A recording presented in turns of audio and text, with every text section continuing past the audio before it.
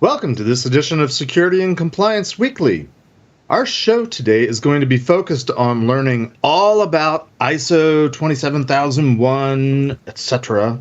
And this is actually a suggestion that one of our loyal listeners, shout out to Simon Wilkes, who's at a client site right now installing some equipment and helping them prepare for their ISO 27001 certification. Simon's a technical director for an MSP in the UK, so thanks, Simon, for suggesting this topic. I personally don't know anything about ISO 27001, so I wanted to reach out to somebody that would bring a little bit more experience and expertise. So I thought of my good friend and colleague, Mr. Wim Remes, who lives in Belgium somewhere. And he's graciously accepted the task of coming on today and giving us a primer and telling us everything we wanted to know and more about ISO 27001 and 2. We'll focus, of course, on learning the basics, the backgrounds, the who, what, where, whens, and whys of ISO 27001, and then hopefully talk about some of the pros and cons and good, the bad, and the ugly that I'm sure has to do with any certification and compliance standard. And hopefully it'll give us some tips and advice on how to get through a certification process under ISO 27001. All that with a few squirrel chases thrown in. Looks to be a good show, so join us as we continue our journey of tearing down silos and building bridges on Security and Compliance Weekly. This is Security Weekly, for security professionals, by security professionals.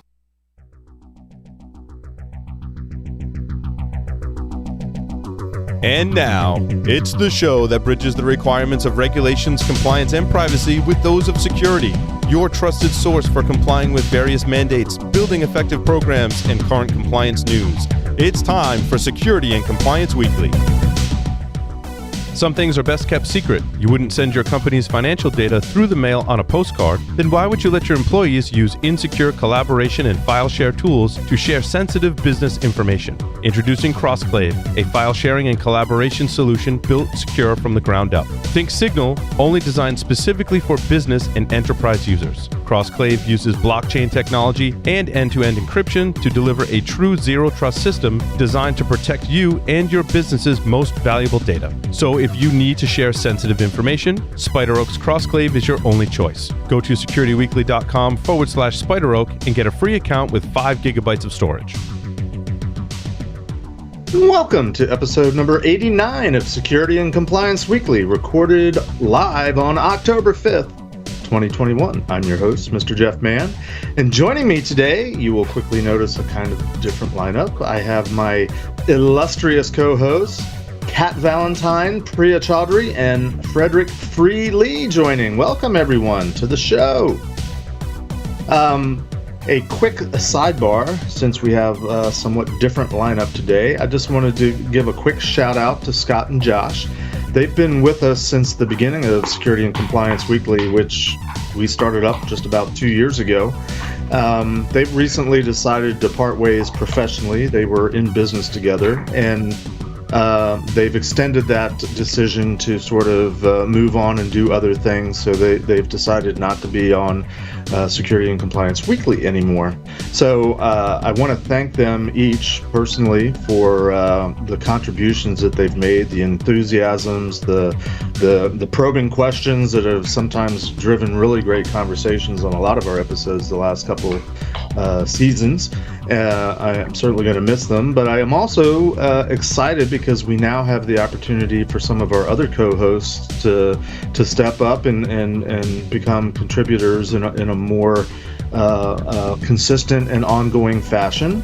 There's a lot of things to sort out, obviously, until we get the cadence right, but I'm excited for what's coming in store for us in the next days and weeks and months. So stay tuned to Security and Compliance Weekly as we have a different lineup, and hopefully we still have a lot of great guests lined up over the next month or two. So I'm really looking forward to a lot of great shows, great conversations like the one we're about to have today. Some announcements real quick. InfoSec World, which is now digital, of course, it's going to be held virtually on November 9th and 10th this year. And they're proud to announce their keynote lineup for this year's event. Attendees will get to hear from the likes of Robert Herjavec from Shark Tank, plus heads of security like Kathy Lanier from the NFL, Devin Bryan from MUFG Union Bank, Hope Goins from the U.S. House of Representatives Committee on Homeland Security, Juliet Okafor from Revolution Cyber, and Tim Callahan from AFLAC, many, many more. Plus, Security Weekly listeners will save 20% on the digital pass and registration. How do you get this? You go to securityweekly.com/ISW 2021 and register today. Also, don't miss any of your favorite Security Weekly content. You can find it by visiting securityweekly.com/subscribe, where you can sign up to the podcast feeds. You can now have new episodes downloaded right to your phone.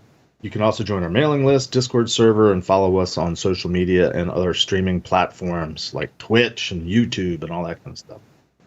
Assuming they're all up for any given time. Not that there's been any issues with that lately. All right, enough of that formality.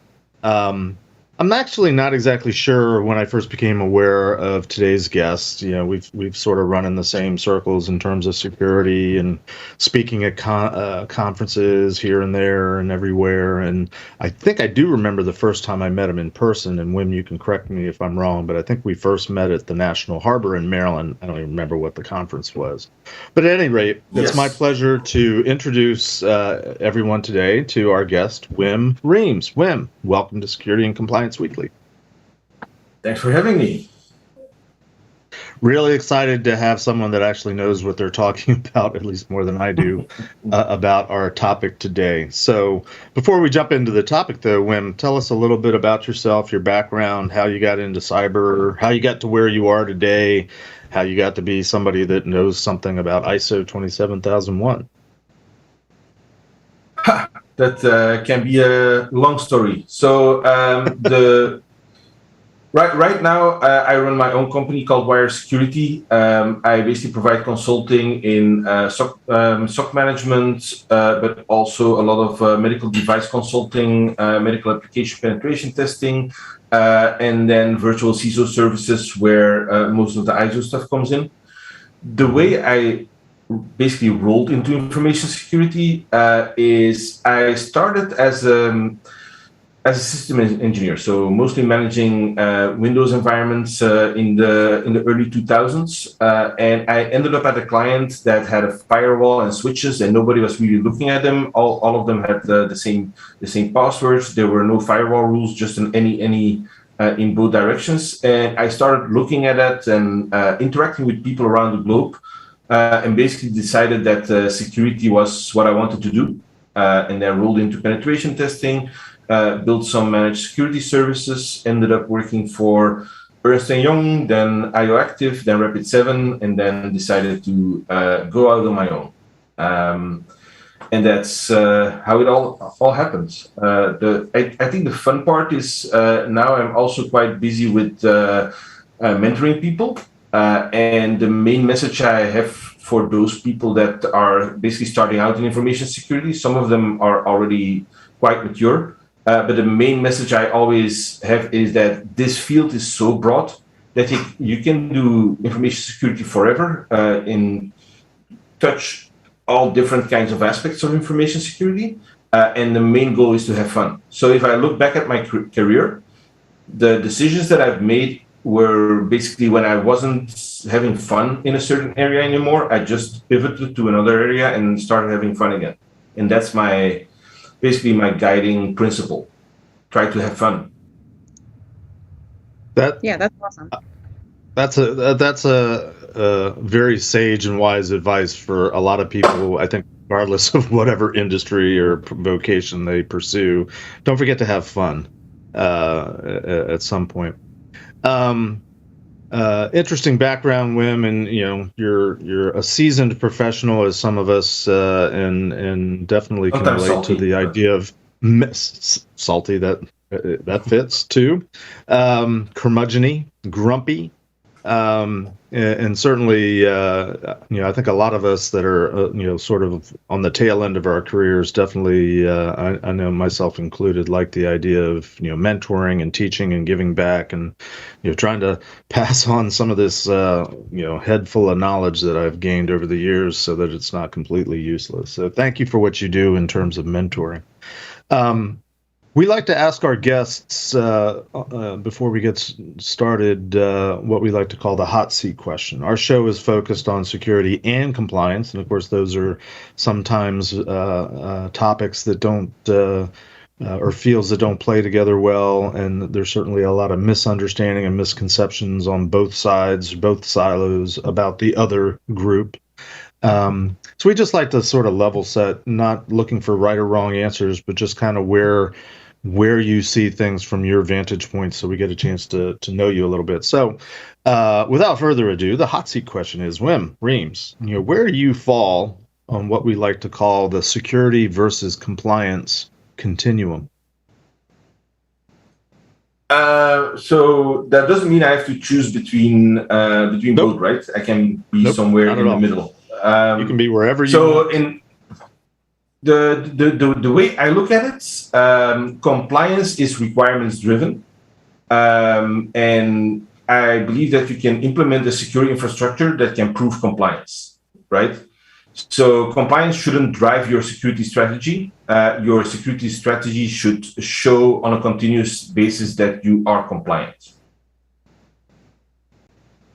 Fair enough, and you use that pesky word "should," which is the bane of many compliance auditors and assessors when it comes to interpreting the requirements.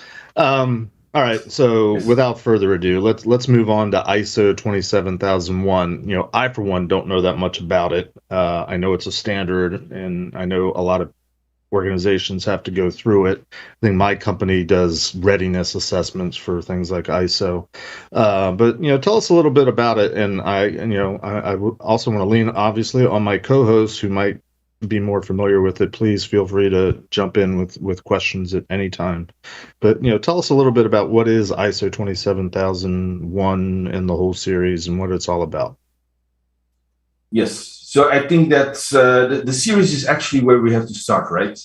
Because we always focus on ISO 27001 because that's what we can certify against, and what a lot of large customers, for instance, ask from their suppliers as well. Just be compliant with ISO 27001, get certified, and we're fine. But ISO 27000 is actually a series of standards, except for if you have the ISO 27001, which is basically describes the requirements for an information security management system. Then you have the 2, which basically describes the controls. And then there's a bunch of others, right? You have the 33 series that is basically covering network security. You have the 34 series that covers application security. So the whole 27,000 series is a very large body of knowledge and descriptions that experts have agreed upon that should form the standard for certain information security practices, right? The 27001 is just one standard that you can certify against and that you can certify your information security management system against. Got you. So basically, like as it goes on in the numbers, you get deeper and deeper into the different, I guess, disciplines like AppSec and things like that. Yeah, exactly. There's, for example, AppSec is there, network security is there. You have the 27005, which covers risk management, because the 27001 basically just says you have to do risk management. And you have to do these minimum number of meetings, and you need to have a risk register. But how you develop this a risk management process is not described in the 27001. That's where you go to the 27005. Unfortunately, when in our industry we only focus on the one that we can certify against. And how what's the advantage often are these updated? Sorry, Fleet. That's. The correct answer there is it depends. I believe, if I'm not mistaken, that the 27001 was last updated in either 2013 or 2015. So the pace at which they are updated is not that fast. Okay, and if I can ask one more question, who's updating them? So there is a GTF, a joint task force, which is basically composed of professionals of participating organizations across the world. And they meet on a regular basis, I think at least yearly, but it could be up to 4 times a year, to basically discuss whether the standard still covers the requirements and if things need to be updated. But that update discussion often ends up in debates about commas and periods in the right location. So it can be a very lengthy process. And are those people who are involved, the professionals, are they technicians, or is it a combination of technicians, potentially like lawmakers, and then maybe other people who have interests like insurance companies or something like that? Who's on this panel? Yeah, so I don't know exactly who's on the panel right now, and it's also a revolving group, but they are composed of a widespread of security professionals, and that can include lawmakers, people more in management, people more on a technical level. So it's a broad group that brings all their opinions together into, I would say then, a consensus standard. Well, I think the more fundamental question. I'm sorry, Flea. Let me ask a real quick question, and then Flea, you're next. The most basic question, I guess, is I assume ISO in the name of this thing is like the certifying organization. Who are they? What does it stand for? Where are they based out of? So ISO is the International Standards Organization. They are based, if I'm not mistaken, out of Geneva.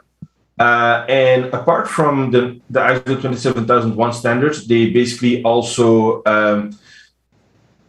make standards on the resistance of the screws that are in your headset, right? There are standards for that as well.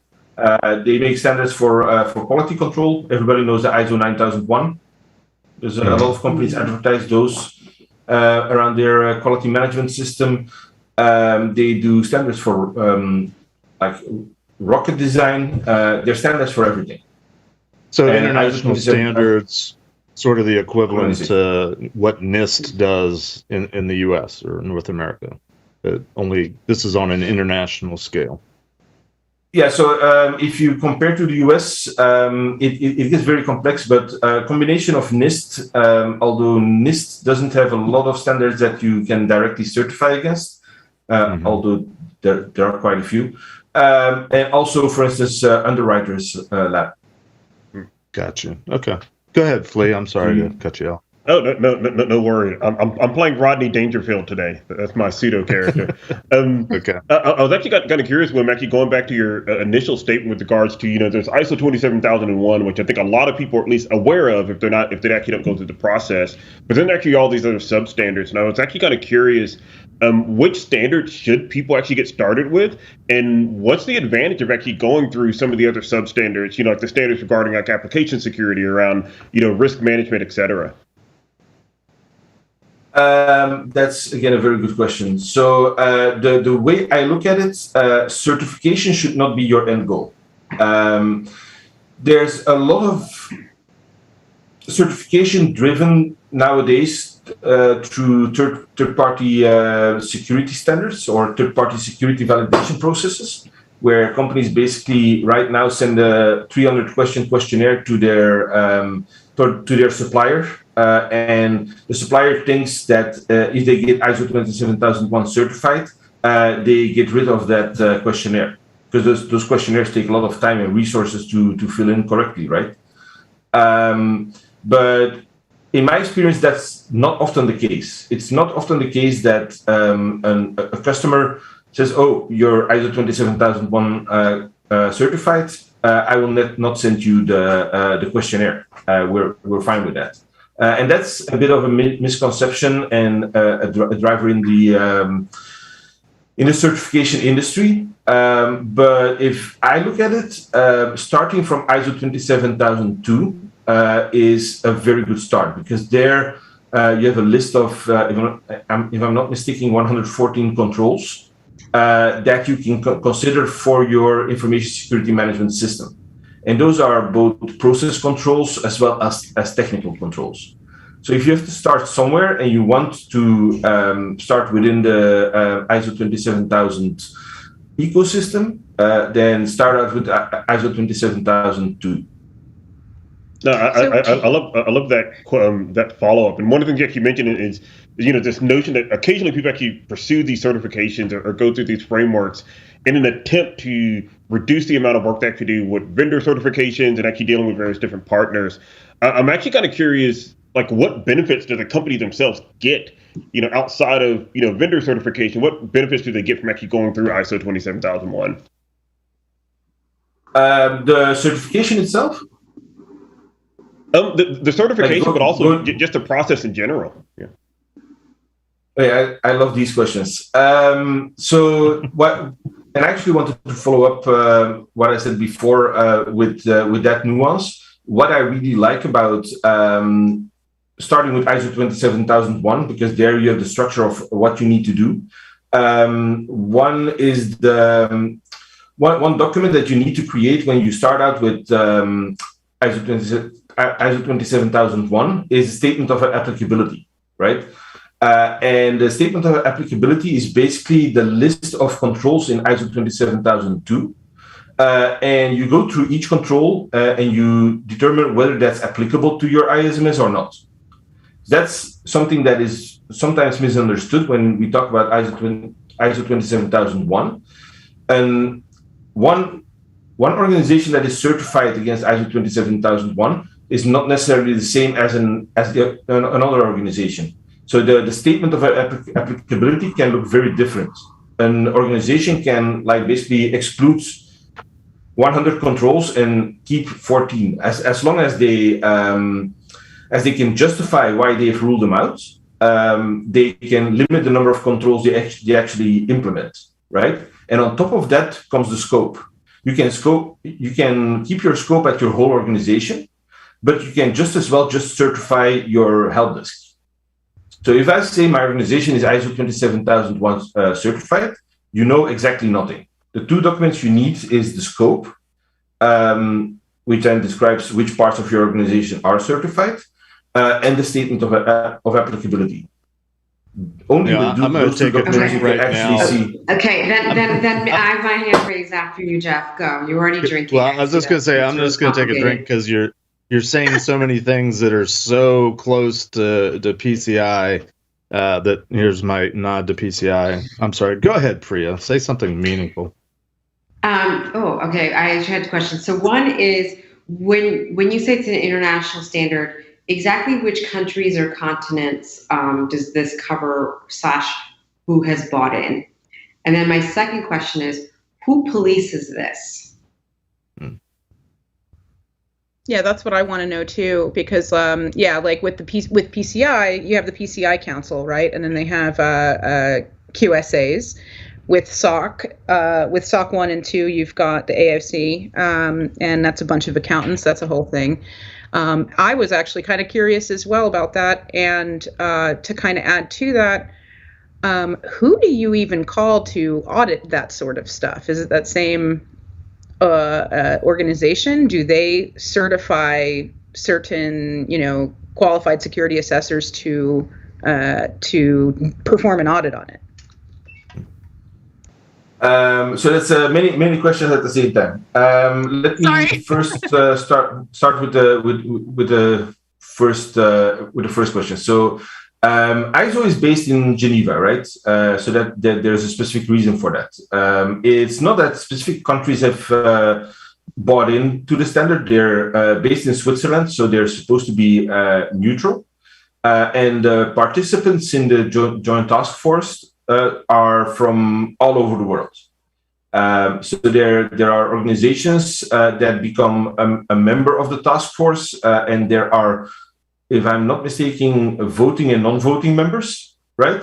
So there's contributing members, and then there are voting members, and there is a whole hierarchy to ensure that the outcome, the document that is actually produced, is not leaning to what we see often in government, where we see a regulatory capture, where a certain vendor might push a certain thing because it's what they sell, right?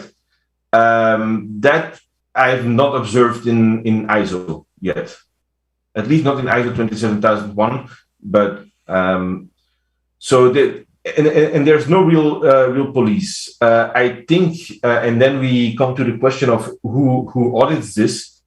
I don't do audits, mainly because I don't find any joy in auditing companies. But basically, your organization needs to become a certifying body. And then the persons that perform the audit need to be lead auditors. So they need to be certified lead auditors to be able to audit an organization. Now, one thing, you have to be a QSA as a person, right? But that QSA also is required to hold other industry certifications. Some of those, or all of those certifications accepted by the PCI Council, if I'm not mistaken again, need to be experience-based, right? Like a CISSP or a CISM or a CISA.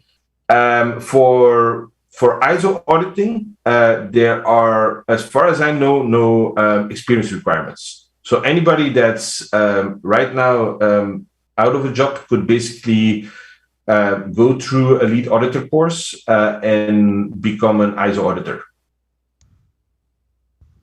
You know, somewhere in all of these questions is a fundamental question, to me at least, of why does any company, organization go through an ISO certification? I mean, what's the advantage? What's the carrot? Why how did somebody in the world ever decide, oh, we should go out and get this cert from an international standards body where there's no enforcement, there's no policing? It sounds like there's probably no penalty if you're not doing it. So why do it? I have no clue. That's the simple answer. And that's going to wrap the show for us today. I think I know why. I think it's the same answer as, say, SOC 2 or whatever. And when people do that, it's basically sales driven. A lot of these big organizations, these enterprises, in order to play with other enterprises, they have certain requirements on doing these vendor third-party assessments.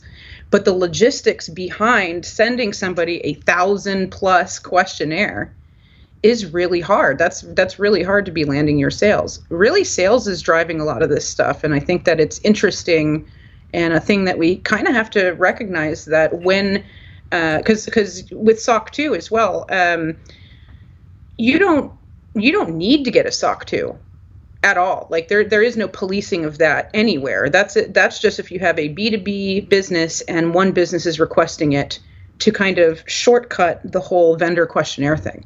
So that's what I think anyway. But that is the driver and also the misconception, right? Yep. Because there's nobody that stops sending those questionnaires because those questionnaires, and then we're diverging a little bit from the ISO 27001 thing. Those questionnaires are the same or similar to the little piece of paper that you have to fill, that I have to fill in when I fly to the US, where I basically have to flag that I won't partake in terrorism. Right? There is no sensible person that will answer yes there. Right? It just makes it easier to kick you out if you actually do it. Does that make sense? Yeah, it's necessary, but the questionnaires. Not sufficient. Go ahead. I was saying it's necessary, but not sufficient. I mean, you will definitely get, exactly you said, Wim, you still have to actually go through the process, but even before you can even start the process, you have to have one of these certifications, so either ISO or SOC 2, et cetera. And then you actually get the vendor security questionnaire to help actually piece out some of the specific security controls and requirements that a company might be looking for. Yeah. Well, no, I can also imagine to jump on the Kat's answer of sales, right? I imagine that in Europe and the rest of the world, we have the same distribution of users versus people who know what the hell they're using, which is like a tiny bit of the people who are the technicians and everyone else is using the product. And so you have companies who don't know how to distinguish between one service provider and another. And so whether it's made up or real or good or not, these certifications are a way to sort of hold yourself out as distinguished from your competition. And to be able to say something that no one can really probe without an expert at their side, because as you said, maybe the certification is meaningless. But I would imagine it would go a long way to try to hold yourself out as different from a very crowded market that's trying to advance security in a place where everybody feels insecure right now. Yeah, that's definitely. Yes. So to touch on that a little bit, if you look at, and I looked at the numbers in preparation of this show, right? In 2016, there were about 50,000 organizations that were ISO 27001 certified. And right now in the world, and I know that lumps in all the mom and dad shops and even little entrepreneurs in faraway countries, but there are 18 million companies. If we assume that between 2016 and now, another million organizations have certified against ISO 27001, there's still 17 million organizations that are not, right? Yeah, no, totally. I will say that there is, especially during the vendor assessment process, there is value in taking a look at somebody's certification and going, wow, a third party totally came in and checked these things, right? And I can kind of trust that, especially if they have multiple certifications. Okay, so multiple third parties came in. That's the value add. That's what's important with the whole, with your security posture and which totally directly affects your sales pipeline. But money is what drives all this stuff. It's a racket. You know? That is true. And if go ahead. Go ahead.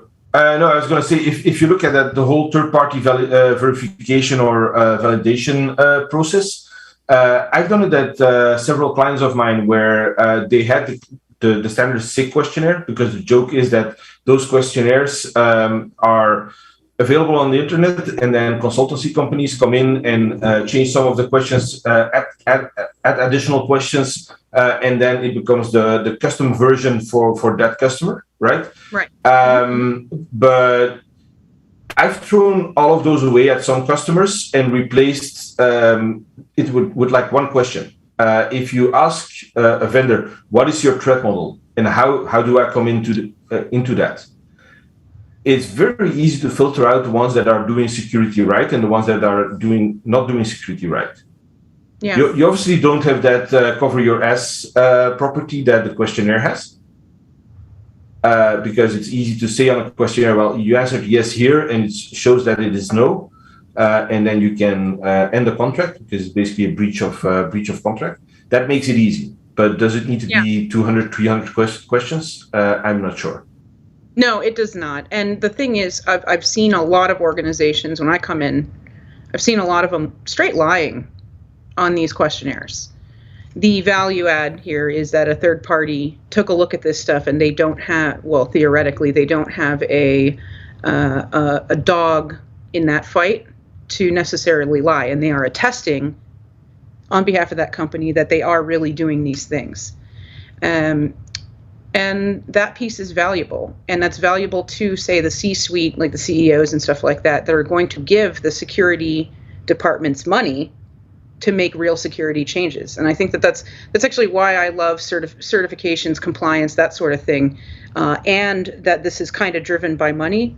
Take advantage of that to get actual real security changes in. Does that make sense? Yes. So I fundamentally agree with you. As a security executive or as a security team that is responsible for driving security, definitely grasp that momentum of compliance to build in more security.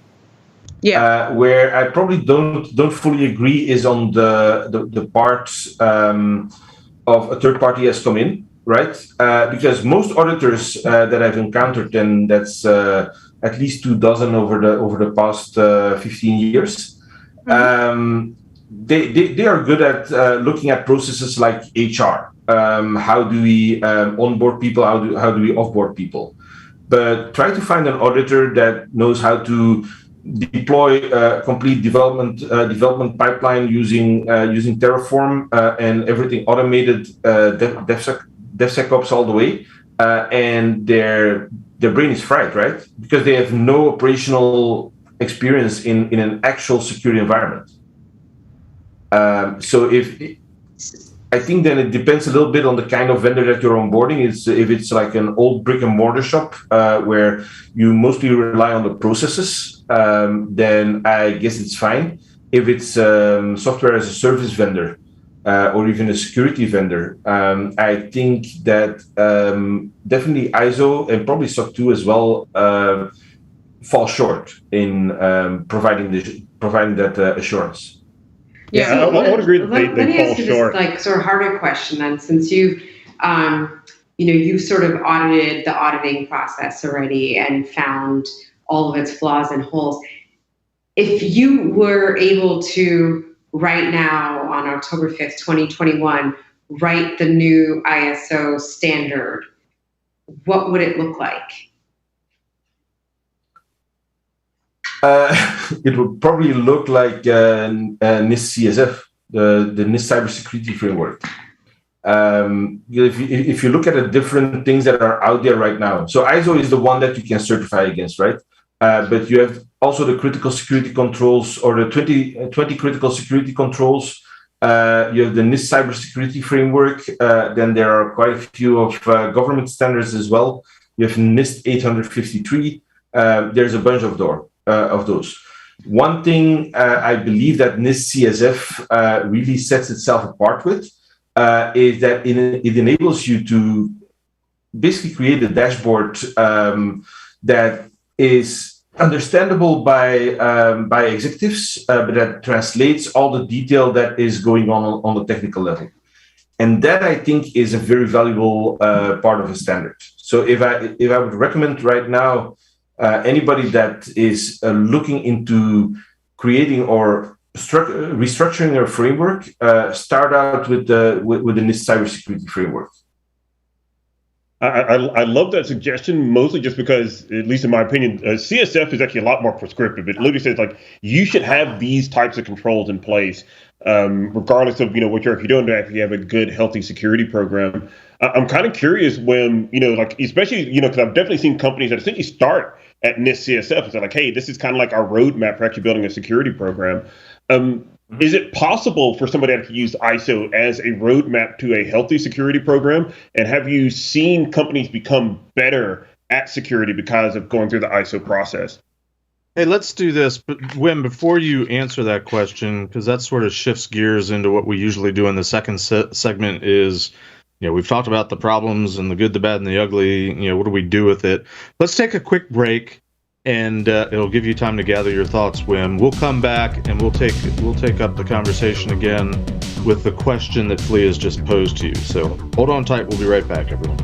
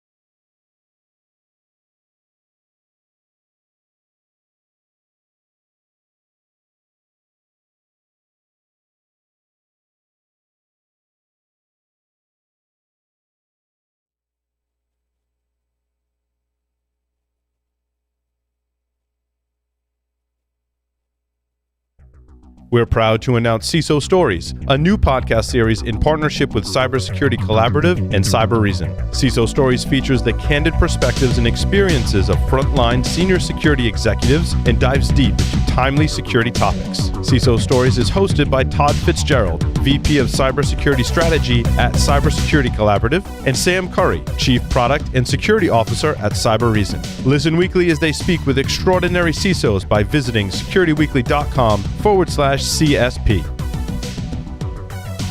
Welcome back to Security and Compliance Weekly. Hey, Security Weekly Unlocked is going to be held in person this December 5th through 7th at the Hilton Lake Buena Vista down in Florida. You can hear keynotes from Alyssa Miller, John Strand, Leslie Carhart, and Dave Kennedy. Visit securityweekly.com/unlocked to register and check out the rest of our stellar lineup. Also, we have a webcast coming up. It's going to be on Thursday, October 21st. You can join us and learn why zero-knowledge encryption matters. And because encryption was in that sentence, I might have to join and see what's going on. Register by going to securityweekly.com/webcast. And of course, if you've missed any of our previously recorded webcasts or technical trainings, you can find them on our online portfolio by going to securityweekly.com/on-demand. All right. Back to the discussion, Lee, I would ask you if you can maybe just briefly restate your question. We'll just pick up where we left off, and hopefully we've given Wim enough time to come up with an answer. So, Flea, ask the question again. And just going back to our previous, Wim's previous guidance in this idea of like, hey, if we had to create ISO over again, it would look a lot more like NIST CSF.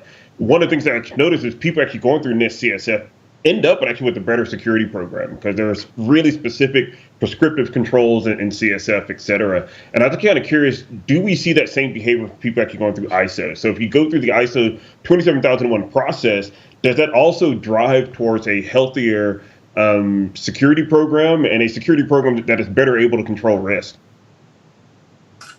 So let me start with addressing NIST CSF first, right? There are two things that I particularly like about NIST CSF and that I feel make it a better long-term candidate for building a reliable security program. One is the fact that it's not a maturity standard, right? It's not a maturity framework. It's not because you choose to be implementation tier 1 for one of the functions and 3 for the other of the functions that an organization that chooses 2 is better than you because you chose 1, right? It's all about making risk-informed decisions, and just the fact that NIST CSF has risk at the center of its being makes it a very useful and implementable standard. With ISO, I see there's often a lot of momentum in the beginning, but because we focus, or a lot of the focus is on ISO 27001 and getting certified into our ISMS, right? The actual implementation of a risk management program and doing a risk-driven security implementation often falls short. So you see a momentum and a lot of support within the organization starting off, but then it levels off and sometimes it even tapers down, right?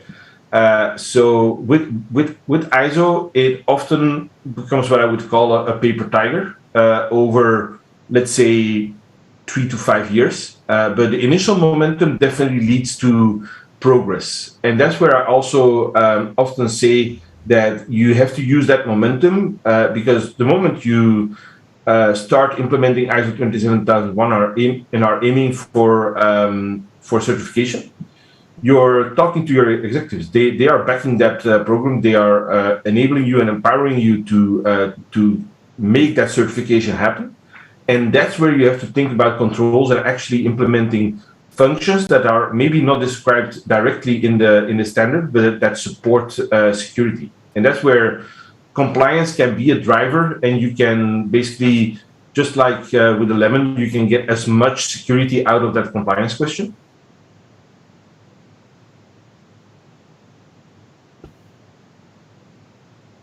I have to give a nod real quickly again to PCI, because when I first read the NIST cybersecurity framework, I thought, yeah, this is PCI just in a different wrap, and apparently people needed to take the logical step backwards to apply basic fundamental security practices to an organization and whatever data you have to protect, rather than a specific type of data. Do you have to take 2 drinks because you said PCI and ISO, Jeff? I guess, but I don't mind anyway. So good. I think one additional thing that I wanted to say is what very few people know, and I actually forgot the number of the document, but there is an ISO guidance document that says that a security program built on NIST CSF is perfectly certifiable against ISO 27001. So if you start out with NIST CSF and you build your program and it's finished, and you're like, okay, now I'm gonna get certified against ISO 27001, the gaps you will have to close are super small. Oh, that is a handy piece of information. Yeah. So let me ask this: you get a client and they want to do ISO 27001/2/ maybe even a few other things here and there. What's your process to get a brand new company started along that journey? What's the first thing that they should start looking at and start gathering to get that process going and improve their security programs overall? These questions keep coming. We're going to be here for another 2-3 hours, right? So I would definitely start with that statement of applicability, running through all the controls and see which ones are you need to implement. Then you're talking about your organization. How is your organization divided into sections? Do you have like operational companies? Are there international branches with 2 or 3 people? How are we going to certify those? What functions are available there, right? And then you actually start with your policies. And before you start with your policies, I often work with clients to understand what currently exists in terms of policies, and that's often like an acceptable use policy that already exists because somebody in HR realized that was necessary. Not only from a security perspective, but also from a respect among employees perspective. And then the informal processes that exist as well. You want to see any organization is tied together from formal processes and then a lot of informal work that is done that is not appropriately documented. And what you don't want to do when you implement a security framework is to throw sticks into everybody's wheels, right? So you have to start to understand how people work and build your processes aligned with how your organization actually functions. And that's also where I believe there's a lot of value in something like doing ISO 27001 or doing NIST CSF, is because apart from the security question, you also have to dig deep into how your business works. And that's something that a lot of security teams, organizations, or security leaders don't have that much experience in yet. Yeah, totally. And that's why we're asking a lot of these kind of questions, because a lot of people do watch this show to kind of, and they might be seasoned security practitioners, but they may not have ever stacked up like a compliance regiment and things like that. So that's why we're asking kind of these questions where it's like, okay, what is the background on ISO, right?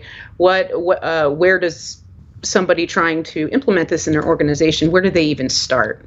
So that's the why behind that, if that makes sense. Yeah, no, that totally makes sense. Priya, you had a question back there somewhere.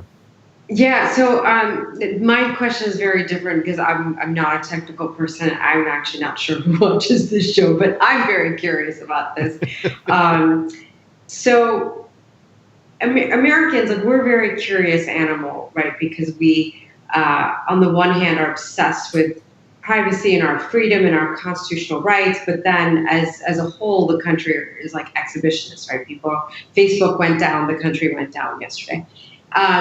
What is and I know Europe is a collection of countries that have very different peoples and sentiments, but in general, what is if you could say, public sentiment about privacy for the regular person walking around? Are the people, let's say in Belgium, also concerned about privacy and the government intruding, or is it different in that there's an expectation that there will be some intrusion on your privacy for the greater good in some way?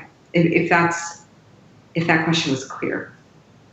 No, that's definitely clear, and it's something I think I did a talk at ZonCon, the conference at Amazon in, I believe it was 2017 or 2018, that delved into privacy.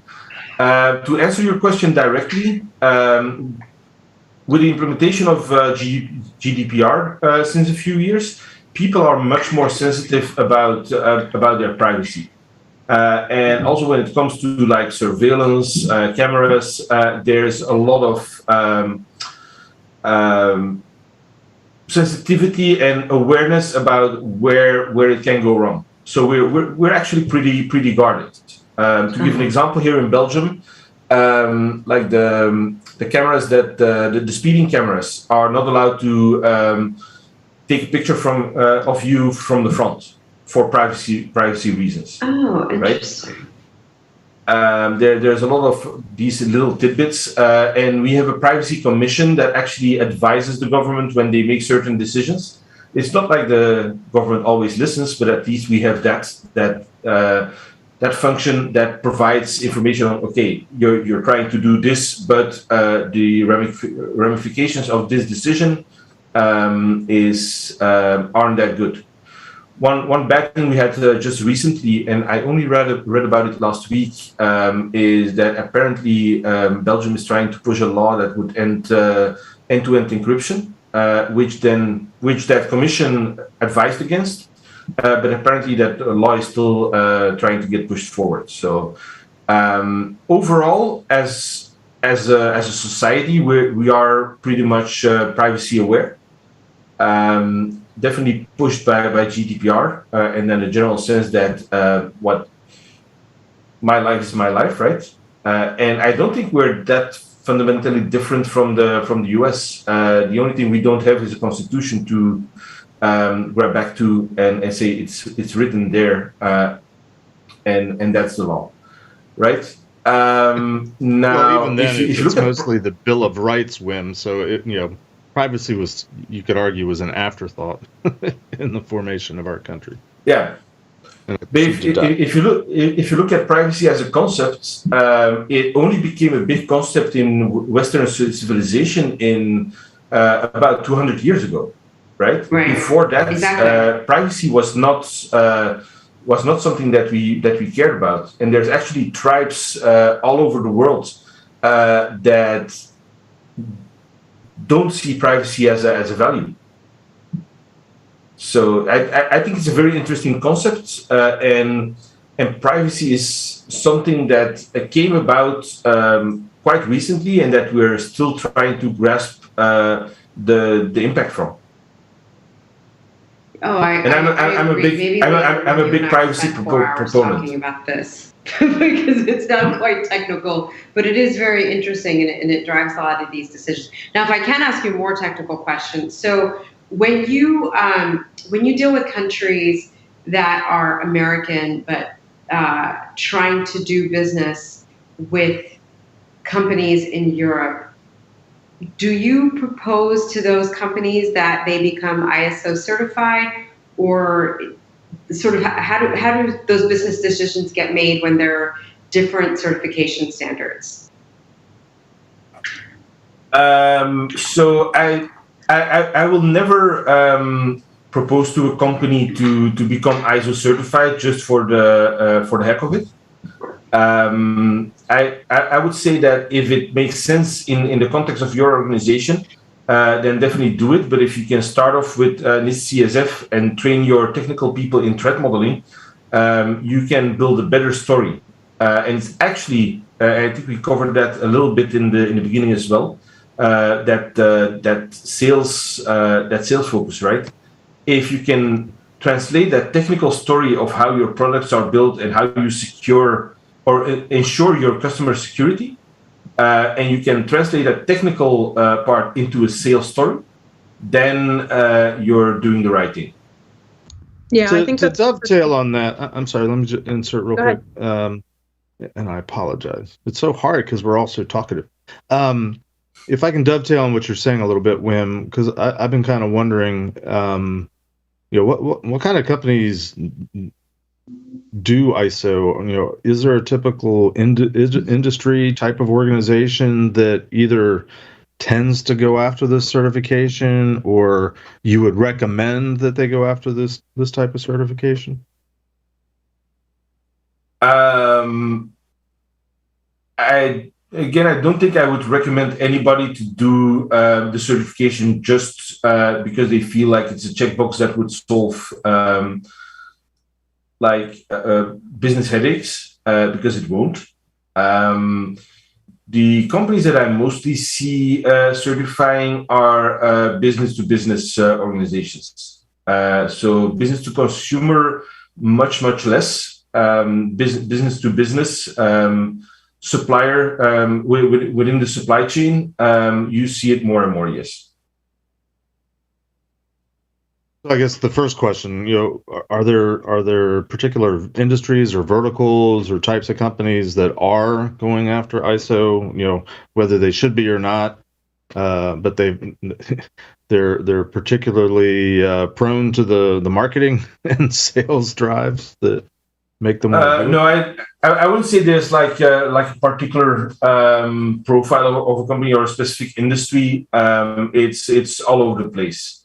I think if I would name one, it's often software as a service organizations, because in the clouds it can be anybody's computer, right? And they have a much higher need to convince their customer. And in that sense, but that can also be biased because those are the bigger part of the customers that I interact with. It could be that in other industries it's equally demanded, but I don't deal with those industries. So I'm not comfortable like saying that's where we see ISO the most. And who did I cut off? Was it Priya or Kat? I forget. It was Kat. Kat, I was just saying that what Wim was suggesting with going for NIST first and building it off of that foundation, and then going for ISO was a really good, it's a good strategic move for companies that care about security. I was just co-signing. You know what I'm saying? Awesome. That begs the question, though: what should companies that don't care about security do, Kat? Go out of business. Outsource. Third parties. So, it's basically that discussion earlier with getting out of the logistics of doing these questionnaires and things like that, because those are pretty heady, and every company, you almost can't duplicate a lot of it. They will punk it in various different ways when you submit it. So it gets really tedious, right? And so then your internal security department, that's all the hell they're doing, is filling out questionnaires, getting punked by these enterprises, and then trying to move on with their day. You know what I mean? So at the same time, your sales organizations or whatever are going to care about having a third party come in and a piece of paper that they can give without interrupting the internal security departments to fill out a questionnaire. It's just going to be a lot easier for them to make sales. It's, I think, important to recognize that is what is driving the industry right now, right? Because you have things like PCI where, yes, PCI is mandated. Sure, HIPAA is kind of mandated, right? Like you just need to be able to sign BAAs. You don't need a certification for that. The bit that is driving the compliance industry right now, and that third-party assessor or auditor, depending on on what regiment you're going for, really is a sales department. So if you're internal security, that's why it's important to you. Your C-level is pressuring you. Your sales department is pressuring you, right? And your workers underneath you are overburdened answering these questionnaires. That's legitimately the logistics that are going on. That is the driver, right? So then when you go and do these sorts of things, kind of take, since that is reality, right? My thing is go for, like, take advantage of that reality. Okay, if you want these pieces of paper, right, we actually have to implement real security here in order to get those pieces of paper. Your C-level's not going to know that it's actually a lot easier than that, and they can bullshit their way through a lot of stuff. You know what I'm saying? So that's what I'm trying to, that's the idea I'm trying to bring forth. You know what I mean? Just to dovetail into that, just to show how predatory that this whole third-party verification industry is becoming, right? I had a guy a friend of mine that recently took up a security leads function at a new company, and he was looking at a product for third-party validation, right? It's basically a platform that works for that third-party validation process. And they came in for his company at $52K per year, right? So that's a cost you have in a platform. You haven't done any work yet to do that, to run that process. So he talked to me, and I'm like, I've worked with a product before, with a platform before. I think you should talk to them, because one of this very distinctive features there is that you build your security profile as a company, so you can fill in a HIPAA questionnaire, a PCI questionnaire, an ISO questionnaire, and prepare those documents. Also add documentation, security information, a threat model, whatever documentation, and put it into a profile. And then you give your salespeople an account on that platform. And the first time they talk to a customer, they're like, I know security is important, so here's a link. You can find all our information here. You actually enable those salespeople, right? He talks to those to that platform, and they come in at $25K. At that moment, the other platform proposes a 40% discount on their products, just to show how much money is made just on that third-party validation process. It's just insane. Oh, it's its own full industry, which I think also kind of skews, one, the value I think that people actually perceive from it. And I'm kind of curious, Wim, and also Kat, because obviously both of you are experts here. When somebody, me as a CISO, if I'm actually getting one of these reports back from either ISO, from a certification from there and all the attestations, or SOC 2, what should I be looking at when actually I see those documents? Like, what should I be diving into to actually really find the truth with regards to somebody's security posture? If I would rewrite those questionnaires, I would focus on outcomes.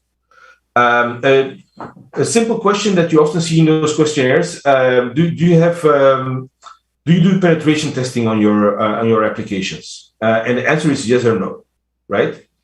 I don't want to see a penetration testing report. I also don't want to know if you do penetration testing or not. What I ask is, can you show me an overview of your last 3 penetration tests? How many findings were there? What severity were those findings? Break that down. And what was your time to remediation? If you can give me those parameters, I know behind all that there is a process, whether it's formal or informal, that makes things work, right? So focus your questions on those outcomes. Mm-hmm. So you're looking at, when you're looking at it from the internal security side of things, Wim, are you saying that you look for basically snapshot overtime that they're actually following. They have some sort of process and they're following it, and that's the thing that you hone in and concentrate on, right? Yeah, I focus on the outcomes of processes rather than the mere existence of the processes. Yeah, I would agree with that. That is a very key thing to be looking for. One thing I also like to see. I'm kind of curious about which platforms you're talking about. So far as monitoring security and then demonstrating it. Are you talking about the ones that have all these different security rules and then they're reporting, you press a button or whatever, or the salesperson on the other side presses a button and it actually flags, hey, here's technically what we see, and calls out, hey, no encryption on this resource, that sort of stuff? No, so that's a different part, right? Okay. So when I talk about the platforms, that's really the process of making sure that questionnaire information gets to the client as fast as possible within the sales cycle. So you don't want to be 3 weeks into a sales cycle when suddenly a question comes up and it's end of quarter. So your sales are going to be like, we need to get that questionnaire back, right? So that's a different process. Gotcha. If I work for a customer and I do third-party validation, my focus is on the outcomes rather than on getting confirmation that this process exists at my supplier. So I think those are two different thought streams. Got you. Because I've actually worked product on such a platform, and what we did was 250 plus rules for just the MVP of it. That were technical rule sets that looked at your AWS, your GitHub, your Jira. Are you actually doing the things, and what is the technical stuff there? And it does have a sales portion, for example, where your salesperson can go in and enable or give access to clients that want to see right then and there the snapshot of what the things are. And for at least for that platform, it dings, it shows and dings, hey, there is no encryption here. Hey, we detect that there is no logging in this piece of the environment, but it is in place for these other things, which is a lot better, I would say, than human beings that are business driven and just want to get through the questionnaire, straight up lying to get business. Yeah. You know what I mean? No, I 100% agree. And if that would be a product that any organization can implement, I would definitely recommend them buying it. But I guess it's not a commercial offering just yet, right? No, it is. It is. It is a commercial offering. Yes, the company I worked for and was employee number 1 and developed this for is called Vanta, and there's been 15 other companies that have spun up trying to do the same thing. But it's nice. Interesting because it is a third party doing that stuff, and the whole goal was to automate this entire racket away and actually be honest, because people filling out spreadsheets with questionnaires, they're not honest.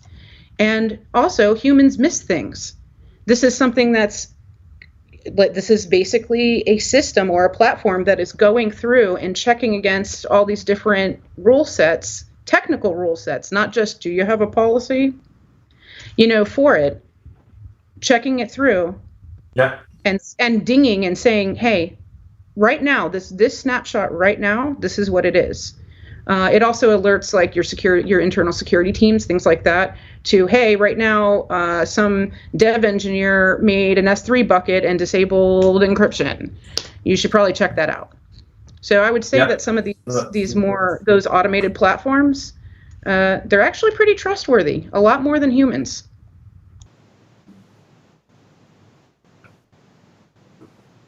Very good. I keep thinking of the HAL 9000 when you say machines are more trustworthy than humans. It's just I know, but definitely tackle Elon's robots. You feel me? Yeah. Anybody else have any other questions? Wim, is there anything that burning in your psyche that you were wishing somebody had asked that we haven't gotten around to yet? I have a really dumb question, especially for those of us that are U.S. based. Should we go the SOC 2 route or ISO 27001? And actually, just kind of curious, like what ends up being more valuable to a company?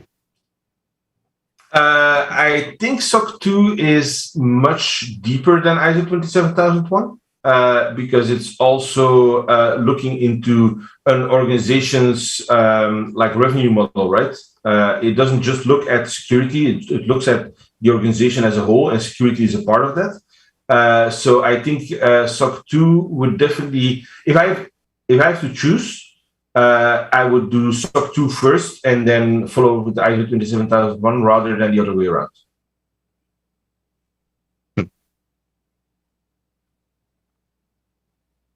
Anybody else? Wim, when you and I talked on the prep call, you had said something about something that you're sort of currently passionate about is supply chain third-party risk. Any comments or thoughts along those lines? I think we just covered most of that with CAT and the third-party security platforms. I think it's a big thorn in our industry side, also because there is no real standard. If you have platform X and it gives you a score of -5 and platform Y gives you a score of 10, what do those scores mean is a big issue right now. And I think we need, the fact is, if you are working with a third party, right, and you are concerned about their security, it means that they're doing something essential for your organization, whether that's running payroll or building a certain trinket that your product needs. It doesn't matter, but they are doing something valuable for your organization that they are better at than you, right? And the focus should be on building that relationship and making security better instead of asking, fill in this questionnaire, and when we have it completed and we have it checked off, we're all fine. Actually, if the questionnaire is filled in honestly, you can work together with them to improve security. And that's where Wendy Nader, I think who you're all familiar with, she came up several years ago with what we call the security poverty line, where basically above the security poverty line are the organizations that can afford security, and then the organizations that cannot afford it are below it, right? And that poverty line becomes higher and higher because security services and security products become more and more expensive. If we look at our third-party management processes, we can actually help our suppliers to become better at security by collaborating, which is essentially the part that makes sense because we are in it together. They are providing an essential service to you. So collaborating on security, exchanging knowledge, and supporting them in. I've given threat modeling trainings for free to suppliers of certain clients of mine, just because it made sense, right? Right. So I have a question for you, and I apologize. I don't know how familiar you are with PCI, so I will try to make it a more generic type of question.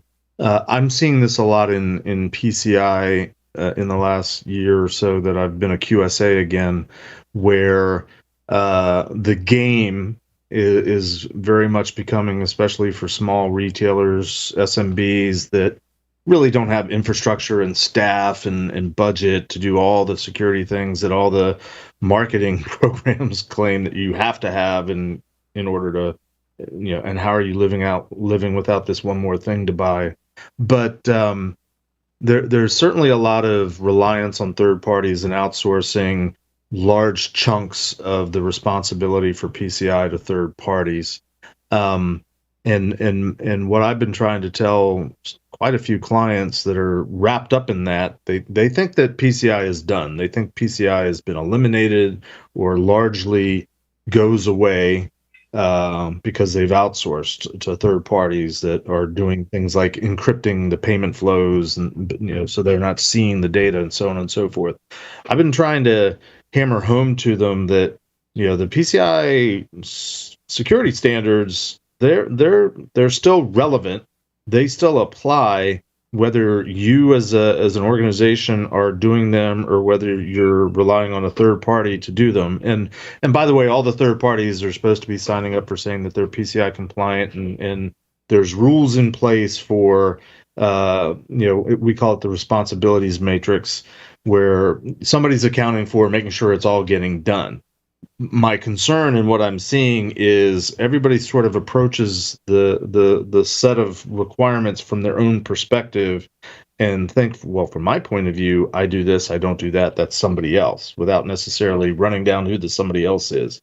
To put it in the form of a question, does the ISO series, is there some way of, or some, is there some sort of logic to it that, or understanding that the series, which is, from what it sounds like, is comprehensive and use what applies to you, but in terms of an organization that might be relying a lot on third parties, is there some way of sort of making that overarching sort of macro view, looking down, making sure everything that should be getting done is being done as it benefits whoever the primary organization is? Convoluted question, maybe, but I'm curious as to your thoughts. Yeah, I think again there you cannot outsource responsibility, right? Right. That's something that I've learned, I guess, 20 years ago when I just started in IT and IT security. So that's a big part of that. I can only hope that there are not a lot of organizations that say, if we outsource our payment processes, we don't have to care about security anymore. Because then you'd be surprised. It's probably or so this is not directly related to PCI or maybe even security. But when I was still very young, I'm still young, right? But when I was very young, I installed firewalls at organizations. And every time I came in an organization, there would be some executives that come up to me and they're like, we need to be implementing a content filter, right? And then we need to exclude these people from the content filter. Does that make sense? And it annoyed me because I always want to be fair to people, and the way they phrased it was basically the list was always a list of executives that they were on that were not blocked by the content filter. So the way I turned that around is basically ask the question, who should be allowed to watch porn, right? And then that list suddenly disappeared. And I think when we talk with our clients about security, we have to talk about risk more. It's not just this control and that control. It's about, are you willing to take that risk? And we need to get better at quantifying that risk. Instead of saying it's red, yellow, or green, if this happens, that's how much money it will cost you. No matter what you just outsource to this or that third party, if this happens, you're still on the hook for X amount of dollars. Are you willing to take that risk? Great. All right, last call. Anyone have any other questions for Wim? Or Wim have any parting thoughts for us? I think I enjoyed the mix of different ideas, different questions, different angles of looking at compliance and information security. You got a good team here. Yeah, we like to think we have a good time, and our hope at the end of the day is trying to get people to think about this whole thing a little bit differently, or ways they've never thought of before. All with the end goal of making your organizations and your customers, depending on your what you do in this industry, more secure and secure in a way that they can afford it and stay in business and hopefully enjoy some success. So Wim, thank you very much for joining us today and facilitating this discussion. Really appreciate it, since I'm a one-trick pony. I couldn't do justice to it. So thank you very much for joining us. Thanks for having me. It was my pleasure. And take care of yourself and continue to be on the mend. I don't want to air your dirty laundry, but Wim, take care of yourself. So that's going to wrap us for us this week. Next week's show, we're going to be joined by Perry Carpenter. He is an author, speaker, and actually he has his own podcast, and he describes himself as a security behavior alchemist and a deceptionologist. So you might imagine that our topic is going to be something about social engineering, human behavior, and really trying to understand motives and intents in terms of how we approach encountering individuals, whether it's a social engineering exercise or just trying to get your boss to buy the next tool that you need to do your job. So looking forward to an interesting conversation next week. Please join us, and as you go about your week, until next time, keep building those bridges and tearing down silos. Stay secure, stay compliant. We'll see you next week.